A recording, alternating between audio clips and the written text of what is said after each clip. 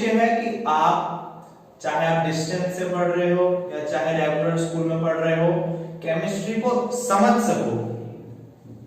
सको तरीके से, बिना रटने के, एक कहानी की तरह। तो केमिस्ट्री वैसे तो बहुत एंशिएंट सब्जेक्ट है, ऐसा नहीं कि आजकल में स्टार्ट हो गया, लेकिन इसको हम मॉडर्न केमिस्ट्री की शुरुआत माना जाता है कि 19th सेंचुरी से हुई। मॉडर्न केमिस्ट्री, मॉडर्न क्यों? क्योंकि इस टाइम पे केमिस्ट्री को वेरीफाई किया गया, उसकी एक एक चीज को वेरीफाई करके, उस पे थ्योरियां लिख करके, एक थ्योरी को दूसरी थ्योरी से रिलेट करवा के देखा गया, और फिर फाइनली कहा गया कि हाँ, जो बातें कभी एंशिएंट टाइम्स पे कही गई थी वो सही है। क्यों? Because of these reasons. तो इस टाइम पे उसको एक लॉजिकल तरीके से और रीजन दिए गए चीजों के होने के कि ये चीज क्यों होती है। तो अभी हम जैसे कि हम जानते हैं कि हर चीज हमारे आसपास जो है मैटर की बनी हुई है। मैटर में सबसे छोटी चीज जो नहीं टूट सकती उसको हम एटम बोलते हैं। लेकिन पता तो चलो हमको बहुत पहले से, लेकिन इसकी ये बातें हमको डाल्टन ने बताई। डाल्टन ने हमको बताया कि मैटर जो है वो एटम से बना होता है। पर इसका मतलब ये नहीं कि इससे पहले कि इसका मतलब ये नहीं कि डाल्टन ने एटम की खोज की, पता था, लेकिन डाल्टन ने अपने 5 पोस्टुलेट्स में बताया कि मैटर के अंदर जो एटम होता है उसका नेचर कैसा होता है। डाल्टन ने अपने से प्रेडेसेसर्स, यानी जो डाल्टन से पहले आ रखे थे, उनकी थ्योरियों पे प्रकाश डाला। अब देखते हैं कि कहां से शुरुआत हुई एटम को समझने की। तो सबसे पहले law of conservation of mass. Law of conservation of mass Lavoisier का कॉन्सेप्ट है, जिसमें कि बताया गया था कि रिएक्टेंट साइड और प्रोडक्ट साइड में जो भी मास होगा वो इक्वल होगा। कहने का मतलब क्या है? कहने का मतलब है अगर रिएक्टेंट साइड में मैंने मान लो A और B चीज जोड़ के C और D चीज बनाई, तो A का जो भी वेट रहा होगा, मास रहा होगा, B का जो भी रहा होगा उसको आप जोड़ लो, C का और D का मास जोड़ लो, इस दोनों का जो सम होगा और इस दो का जो सम होगा वो इक्वल होगा। ऐसा उन्होंने समझाया। तो यहां से एटम की हमको एक संकेत सा मिलता है, और ये हम आगे बढ़ते हैं। इसके बाद हमको लॉ ऑफ डेफिनेट प्रोपोर्शन के बारे में पता चलता है, जिसमें ऐसा कहा जाता है, ये हम भी जानते हैं, आप भी जानते हैं कि H2O है, जैसे कि वाटर। तो H2O के लिए 2 एटम हाइड्रोजन के रखते हैं और 1 एटम ऑक्सीजन का रखता है।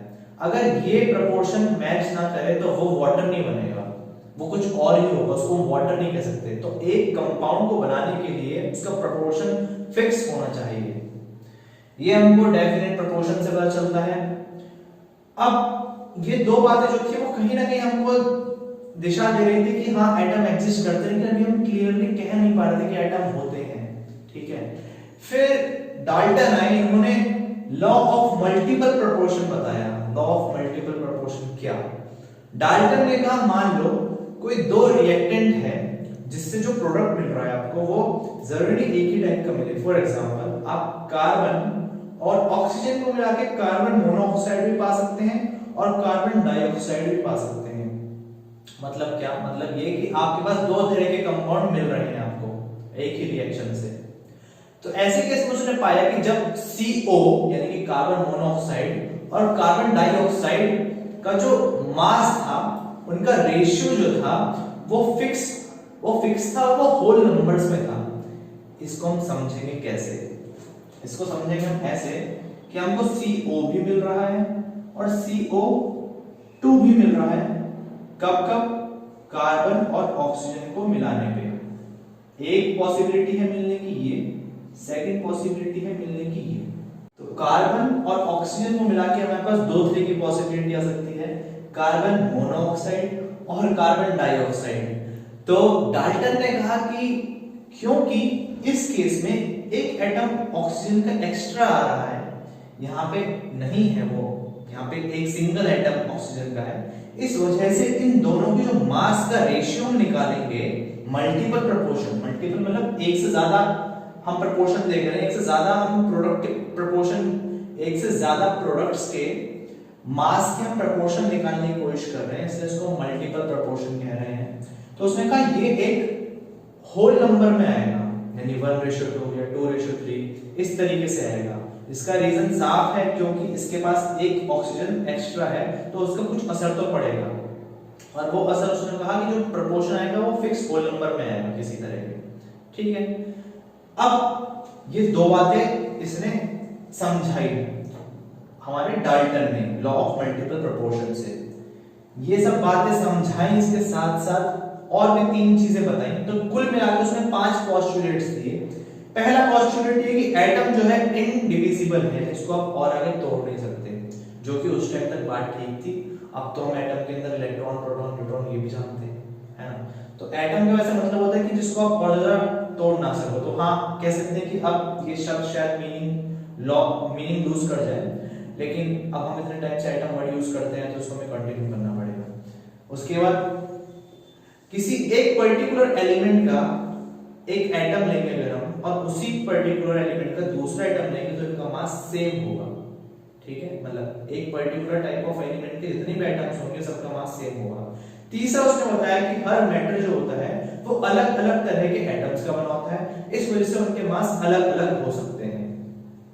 3 बातें उसने ये बताई, और उसके बाद 2 बातों में उसने इन्हीं बातों को डिफाइन किया कि law of conservation of mass exist करता है और लॉ ऑफ डेफिनेट प्रोपोर्शन उन्होंने बताया।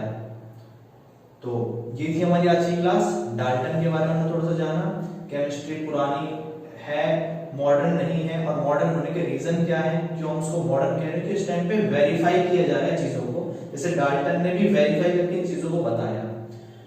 हमने जाना लॉ ऑफ कंजर्वेशन ऑफ मास क्या होता है, हमने जाना लॉ ऑफ डेफिनेट प्रोपोर्शन क्या होता है, डाल्टन का लॉ ऑफ मल्टीपल प्रोपोर्शन जाना हमने, इसने क्या 5 पोस्टुलेट्स देते हो मेनली किन चीजों से डील करते हैं हमने जाना। उम्मीद करता हूं आपको समझ में आया हो, और इससे रिलेटेड आप चीजें अपने आप अपने एग्जाम में लिख पाएं, इस बात को एक्सप्रेस कर पाएं। शिक्षा वृक्ष को प्लीज सब्सक्राइब कीजिए, इस वीडियो को लाइक कीजिए, और इस तरह की वीडियोस आपको मिलती रहेंगी। सो प्लीज नोटिफिकेशन बेल को भी दबा दीजिए। Thank you.